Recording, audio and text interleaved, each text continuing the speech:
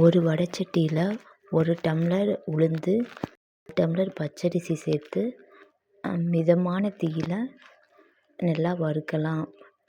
இது நல்லா மொறுமொறுன்னு வரணும். அது வரைக்கும் நம்ம வறுக்கணும். அதுக்கப்புறம் இதை நல்லா ஆற வச்சுக்கலாம். இதை ஆற வச்சதுக்கப்புறமா இதை ஒரு மிக்ஸி ஜாரில் சேர்த்து ஒரு ஏலக்காய் சேர்த்து நல்லா பவுடராக அரைச்சி 2 டம்ளர் தண்ணி, ஒரு வெல்லைக்கட்டி சேர்த்து கொதிக்க வச்சு எடுத்து வச்சுக்கலாம். அரைச்சி வச்ச உளுந்து பவுடரில் 4-5 டம்ளர் தண்ணி சேர்த்து கட்டி எதுவும் இல்லாத மாதிரி நல்லா கலக்கி எடுத்துக்கலாம். இப்போது இஞ்சி பொடி கொஞ்சம் சேர்த்துக்கலாம். இப்போ நல்லா சூடு பண்ணலாம்.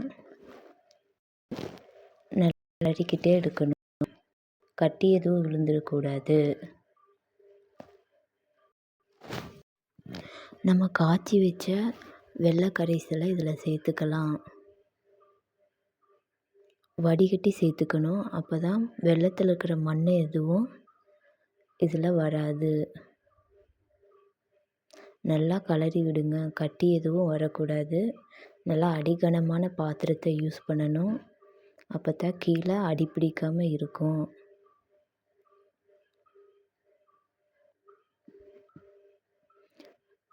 இப்போ நம்ம ஒரு 1/4 டம்ளர் நல்லெண்ணெய் சேர்த்துக்கலாம்.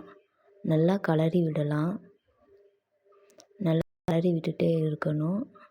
அப்போதான் அடி பிடிக்காமல் இருக்கும். கடைசியில் ஒரு பதத்துக்கு வரும். இன்னும் கொஞ்ச நேரம் கிளறினோம்னா உளுந்தங்களி ரெடி.